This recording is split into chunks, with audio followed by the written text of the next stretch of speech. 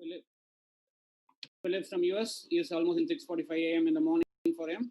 So, and to introduce my senior in my PhD, he's my PhD senior in University of Madras, Dr. A.L.M. P.G. Ibamas Taramani. We are from the same guy, Dr. S. Vendratraman sir, who is our mentor actually. So, he has done his MSc Pharmacology and Environmental Toxicology from the same institute, and he has done his PhD from University of Madras.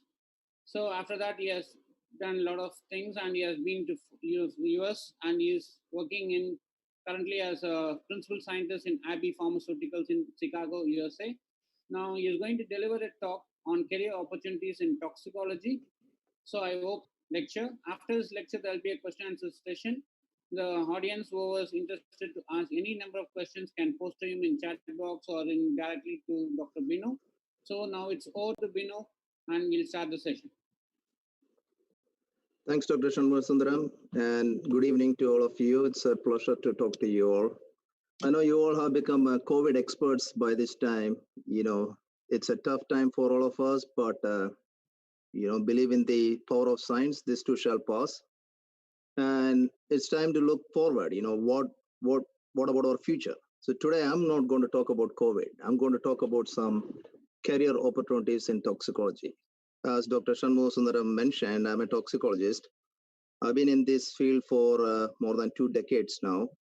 And before I go any further into the topic, I want to give you a brief overview about my career. How did I end up being a toxicologist? So I'm an accidental toxicologist. That was not my choice. I didn't want to be a toxicologist. So I did my undergrad in botany, not because I really loved plants. That's because I couldn't get it to anything else. That was the best I could get it. So it was fun. By the end of the undergrad degree, I started really liking plants. But the big question in front of me was, what next? Because I knew that I was not going to get a good job if I was continuing in that field. So that's when I came to know about some of the professional courses in the University of Madras through a friend of mine. And I applied to some of them, and I got into a couple of them. So I had a couple of choices, and the difficult choice was to get into toxicology because that was a new field for me. I didn't know much about toxicology at that time. And nobody, back in the late 90s, nobody in India knew much about toxicology at all. I kept on asking people, what's the scope of toxicology? And nobody gave me a clear answer. So hopefully by the end of my seminar, I would be able to convince you guys that you will not regret if you take that career decision to pursue toxicology as a career. So after I was done with my master's, which was in environmental toxicology, let me get my pointer here. The next big decision was, do I really need to do a PhD? Believe me, it was not an easy decision. After much thoughts and chatting with a lot of friends and drinking a lot of coffee, I finally made that bold decision to do PhD. And that was kind of a career-changing decision.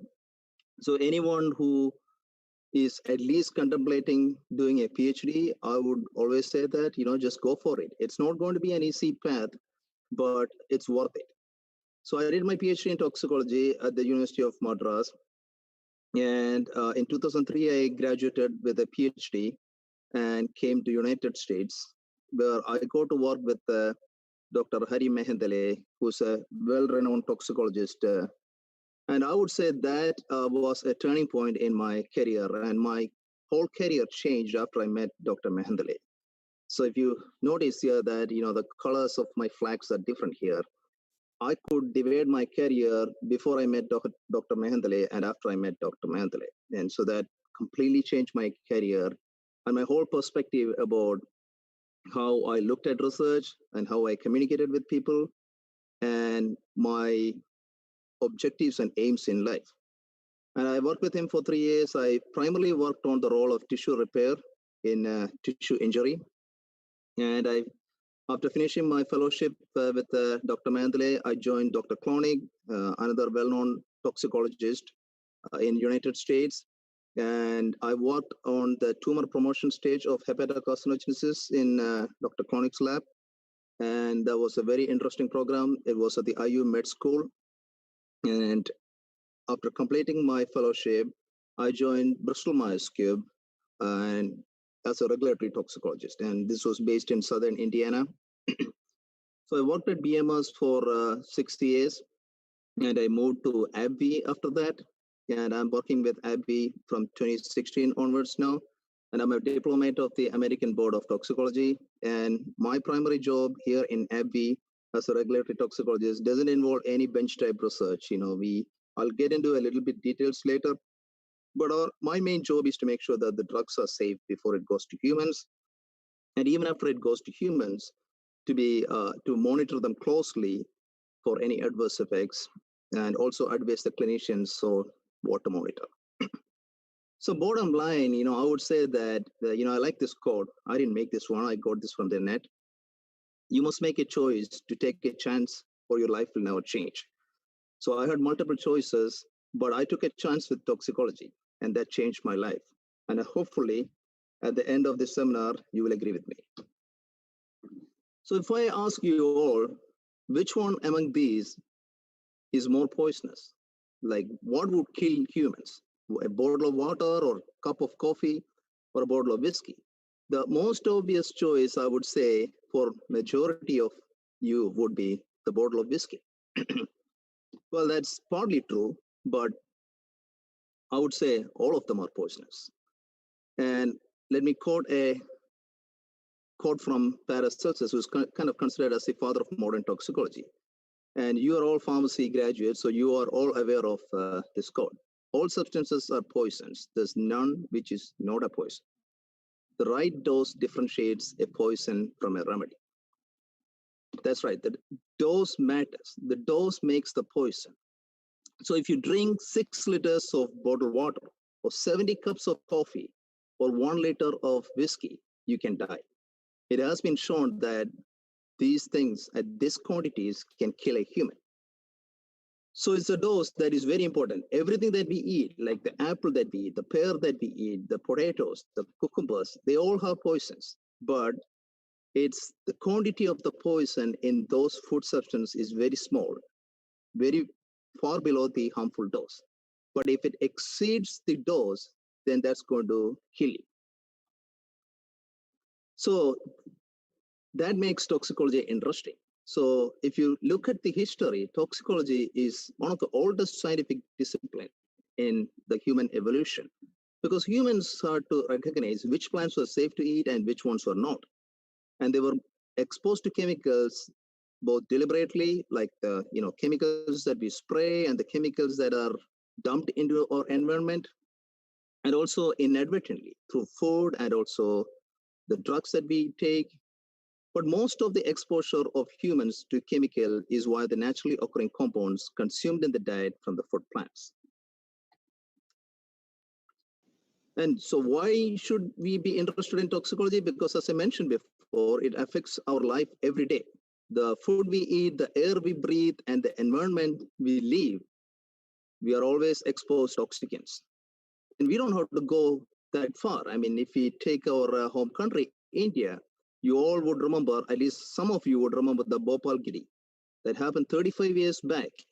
But even now, after like 35, 40 years later, it is still claiming lives. There are kids still being born that have teratogenic effects and, with all sorts of issues because of the Bhopal gas tragedy. Another goal is happening in Kerala. Appropriately manage the risk versus benefit, it's going to impact us. Toxicology is a very interdisciplinary field, and it has many areas of specialization.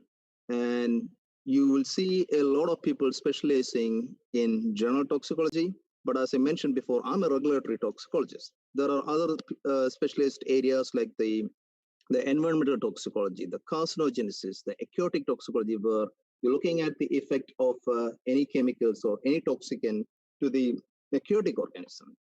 And another vastly evolving field is nanotoxicology. And veterinary toxicology is also a part of a very important part of toxicology.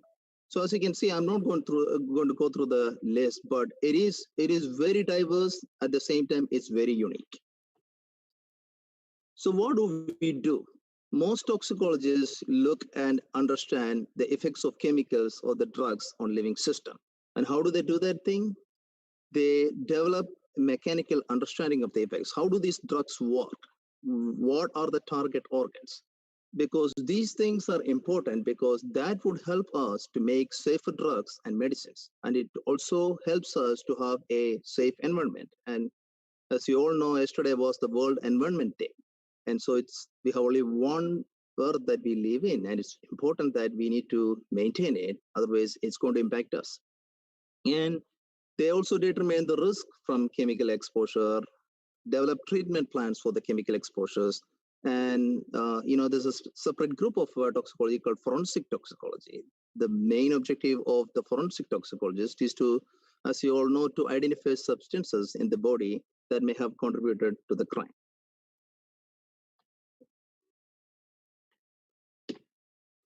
Let me give you a good example about how a toxicologist manages risk versus benefit. For pharmacy graduates, I don't need to introduce it. It was once considered a wonder drug, and it was originally synthesized in Germany and was introduced into the market in the 1950s. And it was primarily used as a sedative drug and also for morning sickness. A lot of pregnant women took thalidomide, and it was available as over-the-counter drugs. But it was soon found out that pregnant women who used thalidomide was having a lot of effects with their babies. A lot of babies were born with birth defects. So we soon realized that thalidomide was teratogenic, and it was subsequently withdrawn from the market. And when thalidomide was introduced in the market, it was termed as completely safe for pregnant women. Back in those days, toxicology was not very evolved, and there were not many appropriately designed studies to look at the effect of the drug. But then in the late 1980s and early 90s, it was found out that thalidomide possesses good anti-angiogenic properties, which means that it could inhibit the new blood vessel formation in the tumor tissues. And it was also found out that thalidomide had immunomodulatory activities. It could activate the T cells. So a lot of scientists started using thalidomide for clinical trials to look at the effect on multiple myeloma. And it was soon found out that thalidomide was a good drug to treat multiple myeloma and also various other clinical conditions, including leprosy. So now you see the risk versus benefit. The risk was that you cannot give it to pregnant women because it could cause teratogenicity. But the benefit was that you could use it for a lot of clinical conditions where there is no cure at all. So thalidomide was brought back into the market in US in the late 90s and in the European Union in the early 2000s. Now it is available.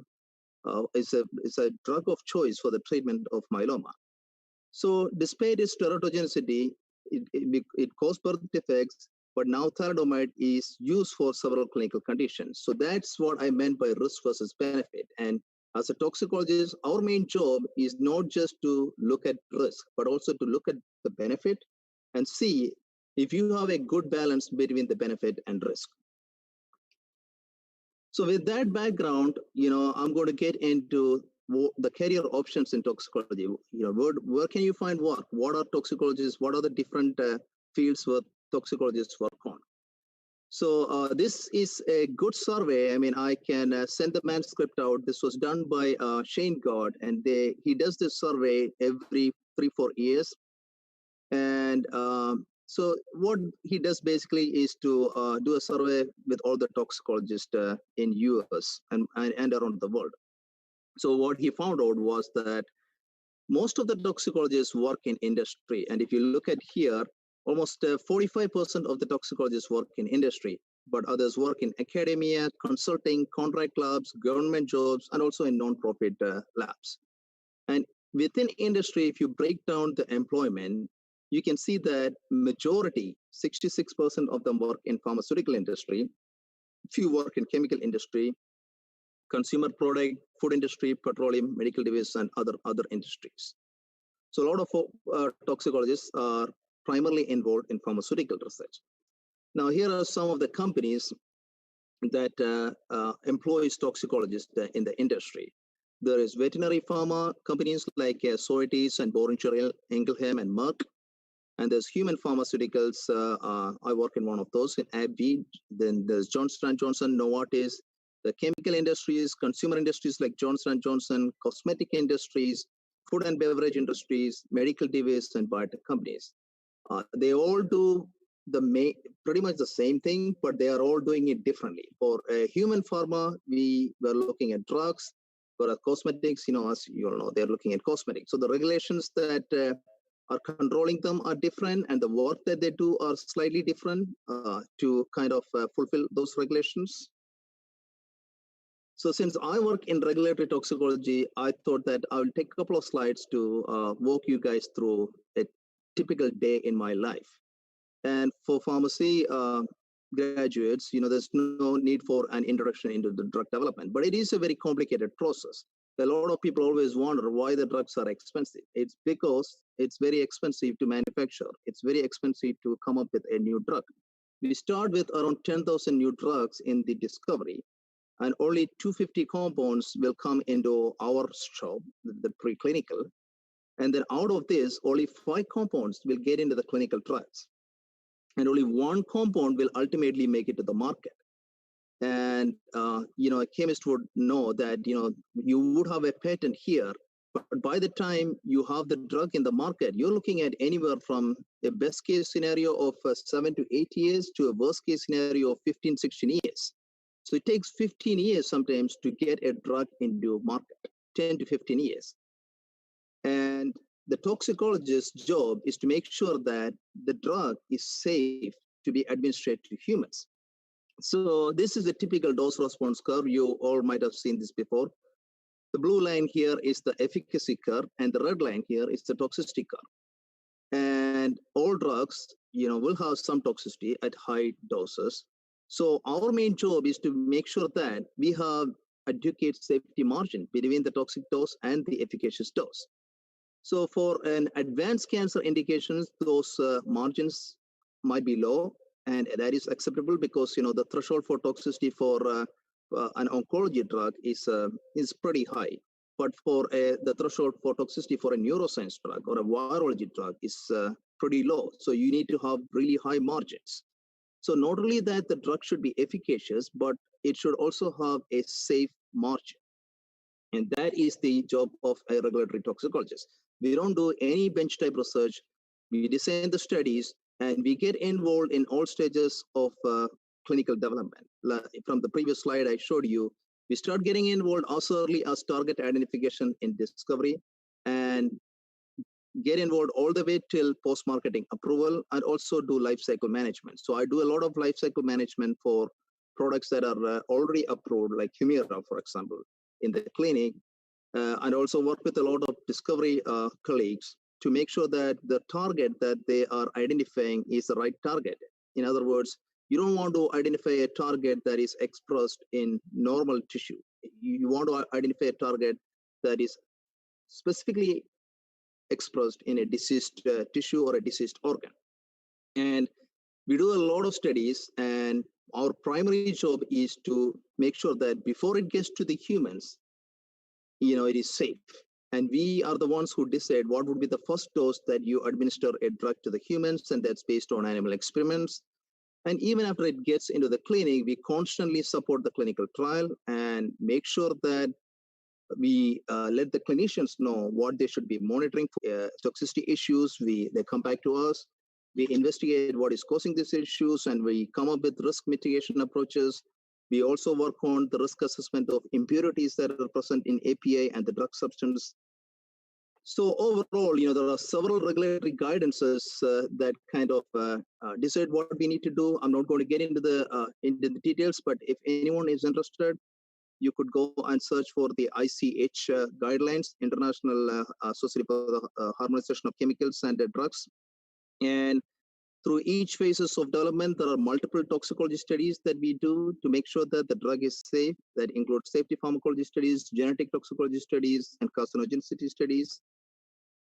And so that's a kind of a nutshell of what I do for as a regulatory toxicologist in pharmaceutical industry. Now let's go and look at what are the career opportunities in academia. In academia, toxicologists mostly work as faculty, and it can range from a research assistant professor or a senior postdoc all the way to a tenured faculty, a professor or an associate professor. And most of these positions need PhD and postdoctoral training. And most of these positions involve both research and teaching, but there are some positions that are only research focused or only teaching focused. And in academia, you have the opportunity to learn new skills, focus on core research, and also published in high quality manuscripts in journals. The one important thing that you should consider while pursuing a career in academia is that you should have good writing skills, because to be a successful academician, you need to write grants, and grants are needed to get fundings. And nowadays, it's very difficult to get funding. So it is kind of a stressful path if you think it that way. And you should also collaborate with other faculties and other industries or government organizations.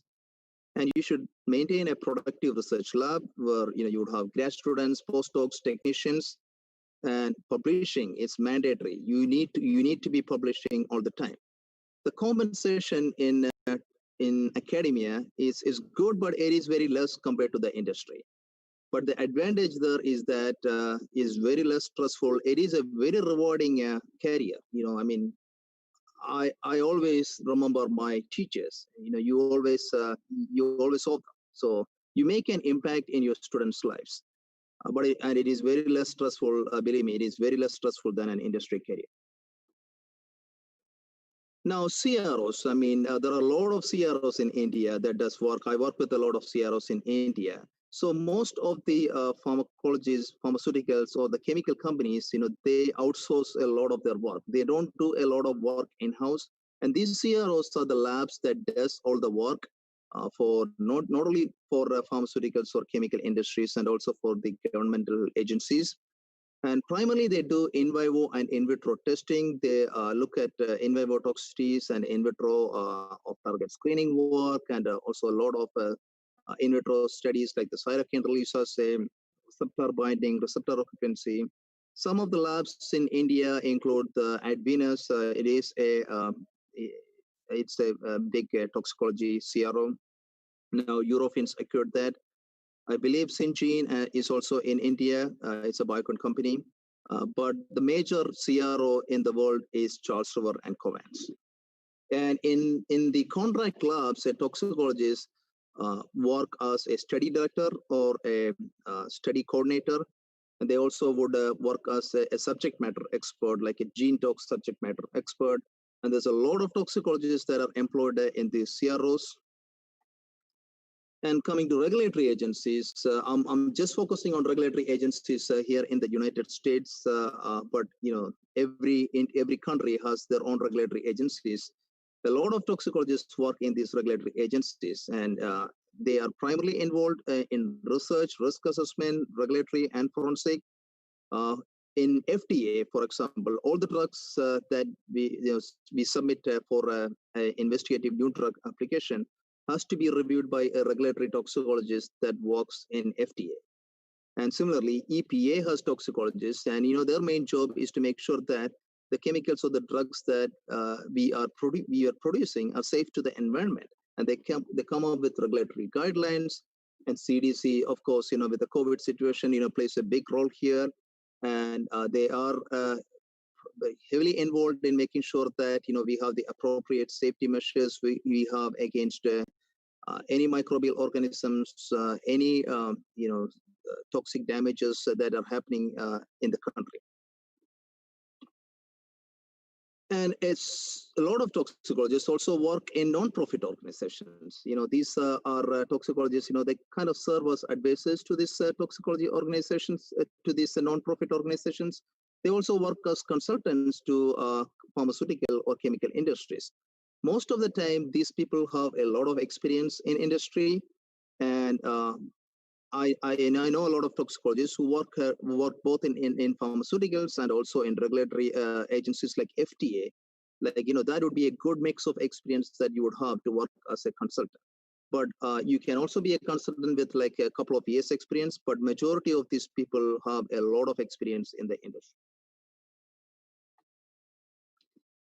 So what is the background for most of the toxicologists? As you can see here in this table, most of them have a basic degree in toxicology, but that doesn't mean that you always need a degree in toxicology to be a toxicologist. As I mentioned before, toxicology is highly interdisciplinary. So you can have degrees in any field: biochemistry, chemistry, pathology, pharmacy, and you can be a toxicologist. But the one thing is that most of the toxicologists who work in US a PhD degree. Almost like 80% of the toxicologists have a PhD degree. But there is a good proportion of toxicologists who have a master's degree too. But it is highly preferred to have a PhD degree. And what's the market for a toxicologist? In US and Canada, approximately this is like a couple of 2 or 3 years old survey results. There's approximately 9,000 toxicologists employed full-time in US and Canada. And the demand for toxicologists goes up every year. But the annual supply, as you can see from this slide, is pretty low. So there is a huge demand, but there is a low supply for toxicologists. And half of these recent PhDs enter the industry. And compensation is extremely good and highly competitive compared to the other biomedical sciences in both academic and private sectors. And it's easy to get into industry if you are a toxicologist. If you want to have a career in toxicology, compared to if you want to go to a molecular biology or a biochemistry field, it's comparatively more easier to get a job, land a job as a toxicologist in industry. So how much on an average a toxicologist make in United States? Someone who comes right out of a grad school, right out of PhD with no experience, starts at around $100,000 per year as a toxicologist, and with a PhD degree. And with a master's degree, that would be anywhere from $80,000 to $100,000. But somebody with a mid-level experience, 10 to 19 years of experience, will make around from anywhere from $200,000 to $300,000 per year in industry. And again, this varies from the type of industry. Pharmaceuticals, folks makes a little bit more money compared to folks in chemical industry and CRO industries. But you kind of get the picture that they are well compensated, although the pressure in the job is a little bit higher than what you expect in academia. So how do you prepare for a career in toxicology? And there are undergraduate degrees in toxicology, but as I mentioned before, you don't need to have an undergraduate or graduate degree in toxicology. But one thing I would highly stress here is that, it would be good to have a strong background in mathematics and statistics, and also in chemistry. Statistics especially, it's good to have at least one, core course in statistics. And you should also seek out research opportunities in the campus. Having a research background will always help. And some schools have undergrad degrees in toxicologies, but most of the schools might not have that thing, but that doesn't matter. You don't need to have an undergrad degree in toxicology to pursue a graduate program in toxicology.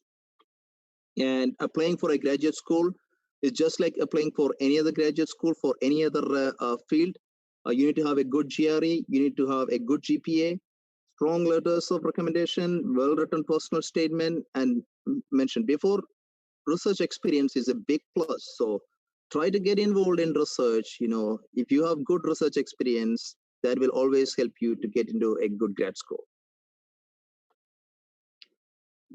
So typical graduate school in United States looks like, you take 2 years to finish your master's degree, and the first year and second year of the PhD program, which it takes anywhere from 4 years to 6 years.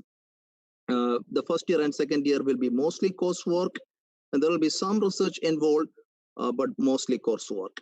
And most of the graduate students are supported by the research assistantship. So you have financial assistance, you would not be paying a lot of money from your pocket.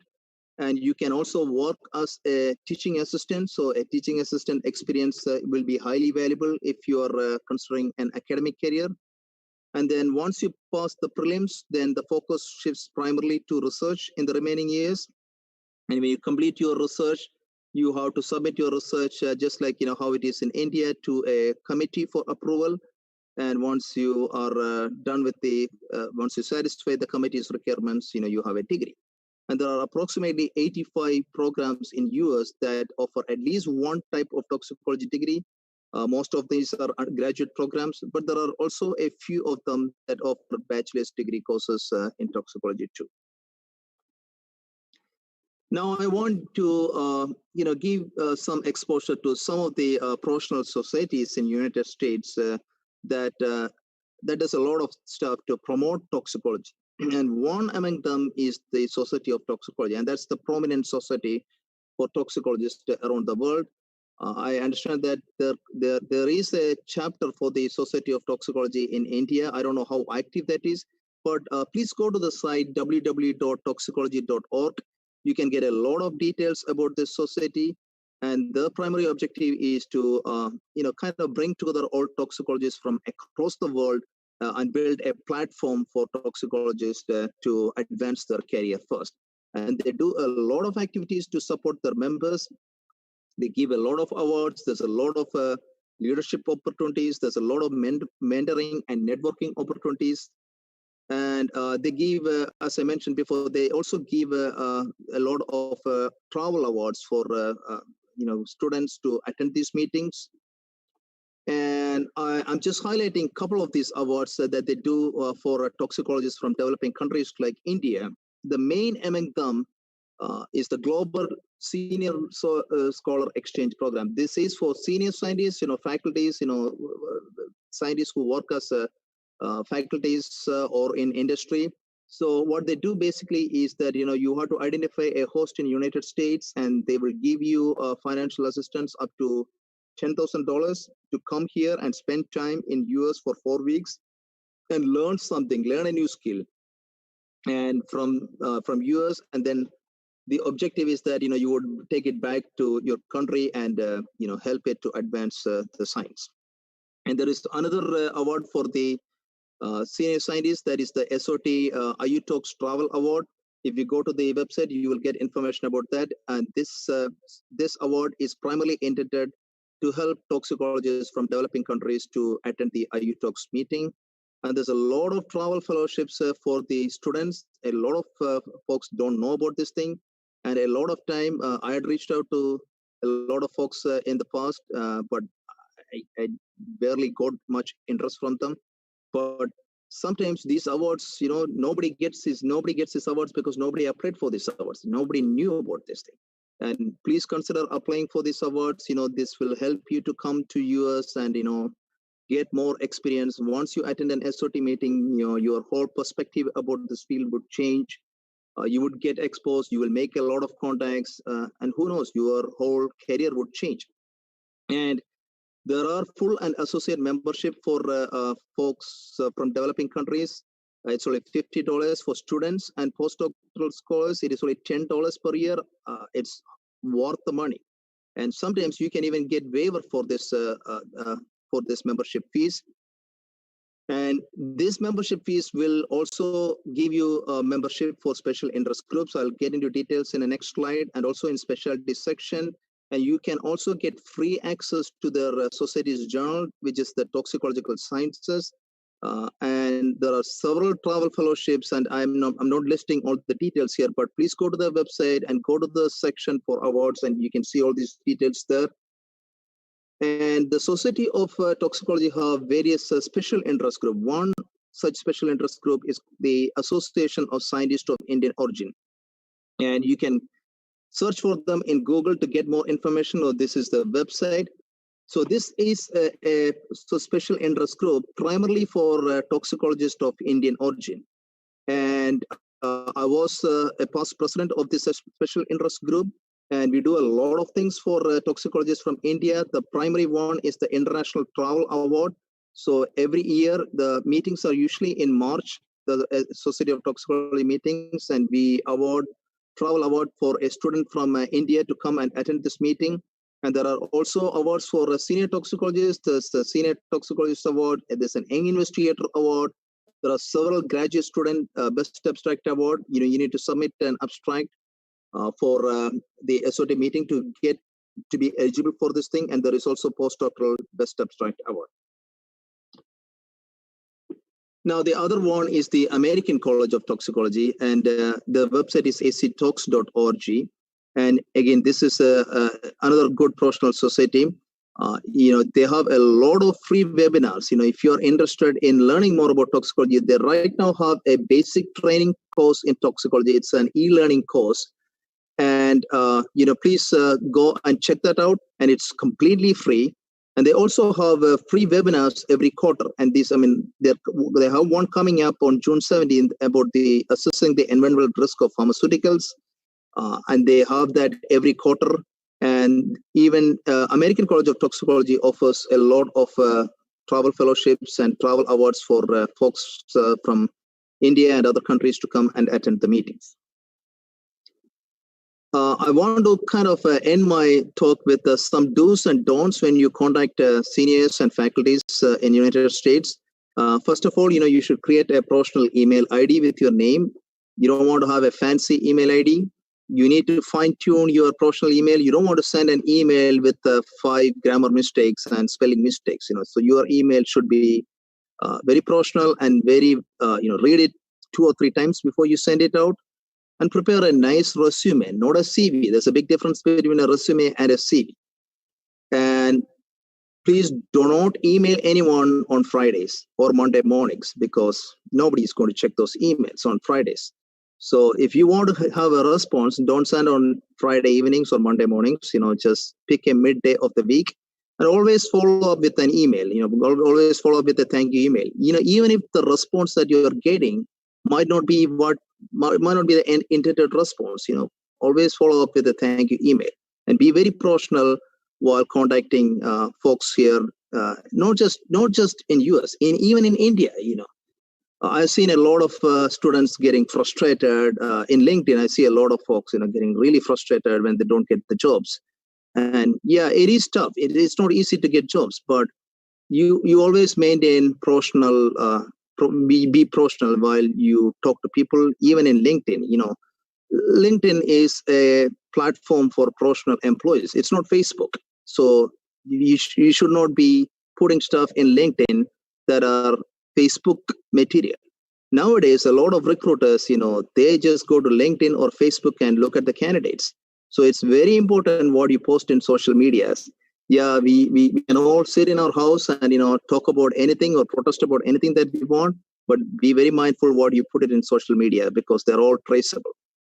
And do not ask for the Facebook do not send a Facebook invite, or do not ask a phone number or WhatsApp number. That's not the way to communicate. If you're friends, that's a different story. But if you're asking for career advice or jobs, send them an email. And the most important thing, don't burn bridges. Sometimes the feedback might be critical, but take it in the positive sense. Well, with that, I would end and give some time for folks to ask questions. But my take-home message for you guys is, don't afraid to choose a different path than others. You should, I will repeat that statement again. You should take a choice to take a chance. So otherwise your life will never change. And I would be happy to answer any questions. Oh, it was a great presentation, and given a very in-depth career advice and career opportunities to my students as well as to the faculty who want to pursue or change their paths from pharmacology to toxicology. or they want to continue with pharmaceutical toxicology and other things. So now the forum is open to everyone to ask their questions. If you have any questions, kindly unmute your mic and directly speak to the speaker.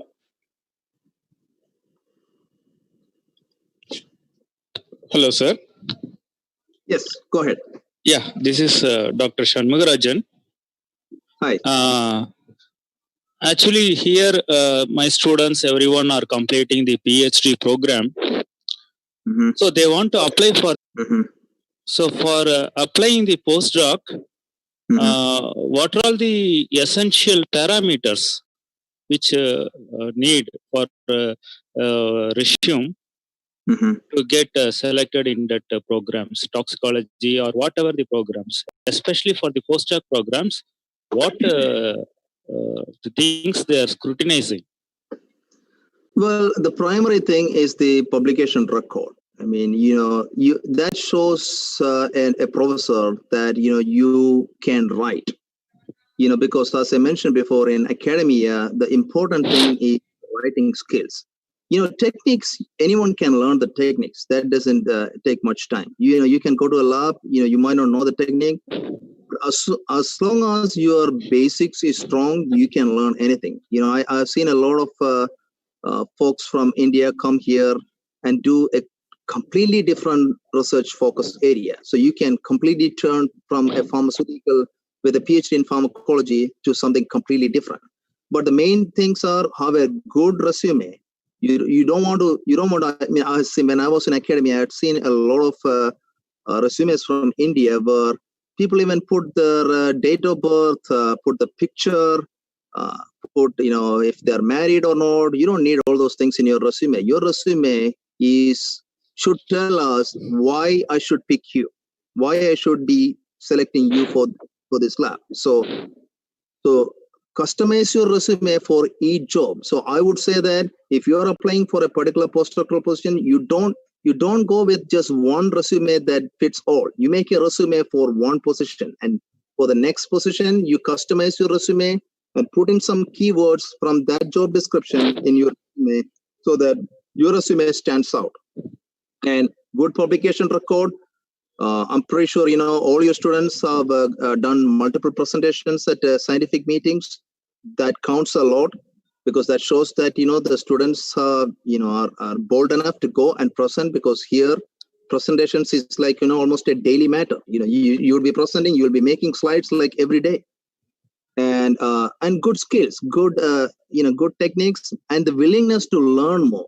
And rather than just you don't even need to wait for an open position. You should just go to pick a couple of universities and go to the departments and see who the faculties are, and you will have their email address. Just shoot them an email. But before shooting them an email, go to PubMed, look at what they have recently published, and then customize the email and say that, hey, I just came across this manuscript. I really like your research. I'm interested in working with you. Do you have any openings? Okay. Thank you, sir. No problem. Yeah.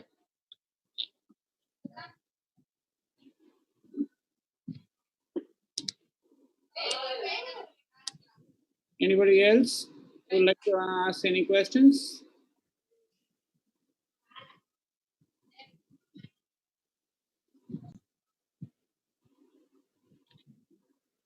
Yeah, Mr. Subramaniam, please go ahead.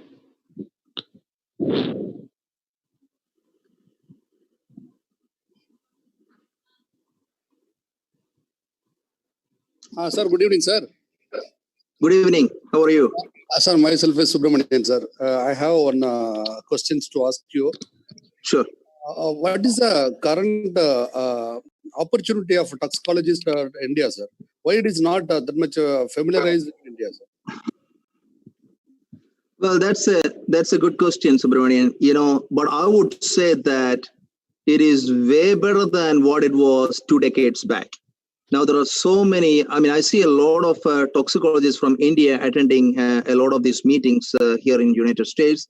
There are positions. There are several companies that employs toxicologists. Advenus is one among them, and Syngene, and they employ a lot of toxicologists. And there are several contract research labs that are based in Bangalore and Hyderabad that employs toxicologists. Even in Chennai, there is in Pipet. I don't know what's the new name for that thing. It's in Padape. And there are a couple of other CROs that are based in Chennai. So I would say that the opportunities for toxicologists are way better now in India, but it is still an evolving field. People don't know much about much about the scope of this subject yet, but it is coming up a lot. There are a lot more opportunities than what it used to be 20 years back. Thank you, sir. Thank you very much. No problem. And, yeah, two participants have raised their hands, so you go one by one. Professor Natarajan, you can.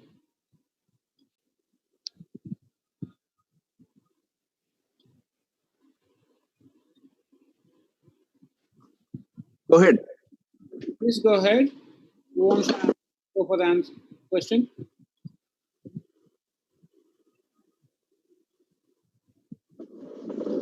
I cannot hear. I'm not asking the question right now. You Okay. raised hands, but yes, no. Well, don't hesitate. No question is dumb.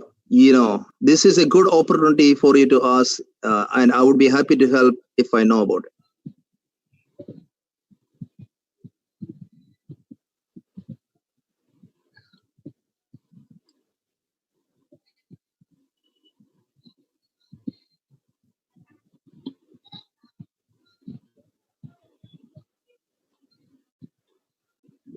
My question is,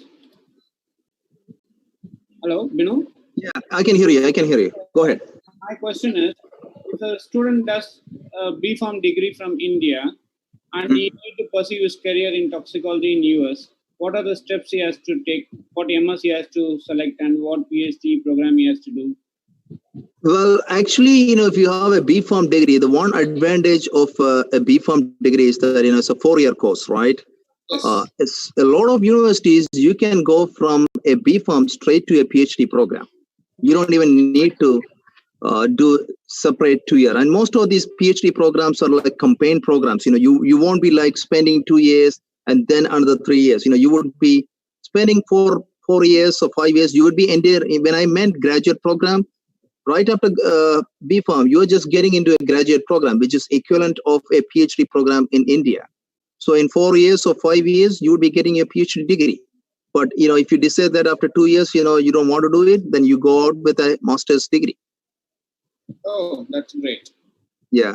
And, I would say that pharmacy degree, if you're having a background in pharmacy degree, would be very helpful to pursue a career in toxicology, especially in pharmaceutical toxicology. Okay. It helps a lot.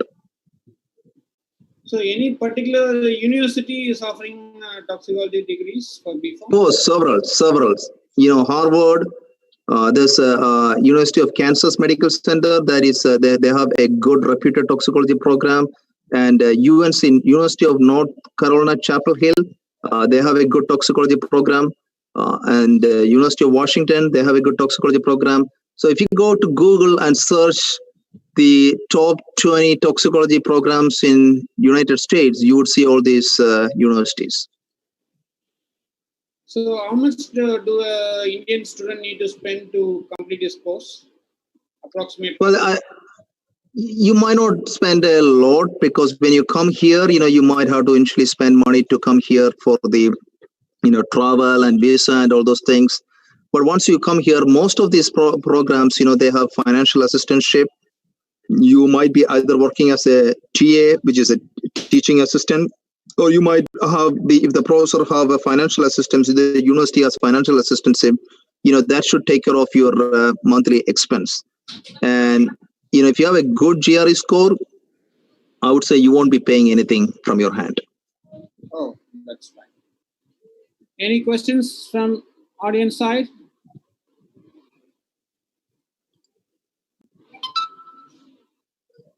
Hello, sir. Yes, go ahead. Good evening, sir. Good evening. Myself, Data from Hyderabad. Hi. I would like to know one information, sir. Sure.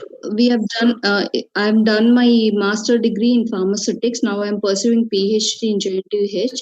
So, we are eligible for this toxicology studies or not, I don't know, but I want to clarify that. Pharmaceutics background. What's your PhD degree? What is the PhD degree that? PhD also in pharmaceutics, sir. Okay, you are. I mean, what you should be doing is, when you apply for a postdoctoral fellowship, just go for a good toxicology lab. So if you have a good PDF postdoctoral fellowship in a toxicology lab, that should help you to get a job as a toxicologist. You don't need to. I mentioned it before. You don't need to have a PhD in toxicology, although majority of the toxicologists have a PhD in toxicology. It's a very interdisciplinary field. Like my main focus is in immuno-oncology now. So I didn't have a background in immunology, but I learned it because that's what I need to do. And so you don't need to have one specific expertise. You need to have a multidisciplinary background. So what I would advise you is, once you finish your PhD, figure out the lab where you can get in and do a postdoctoral fellowship in toxicology. And don't pick any postdoctoral fellowship. Pick the place. It's important who your mentor is, because that's going to decide your career. Okay, thank you, sir. Thank you so much. No problem. Subramaniam, any more questions you have? You're raised your hand.